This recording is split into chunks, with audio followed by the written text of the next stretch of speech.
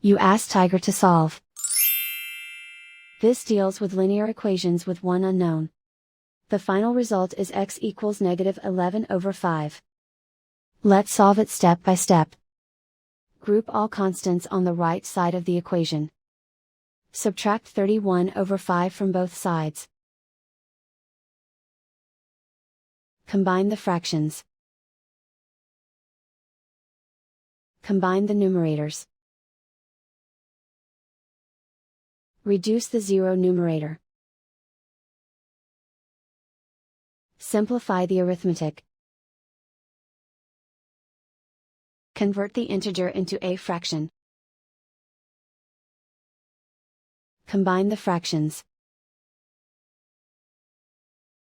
Combine the numerators. And so the final result is x equals -11/5.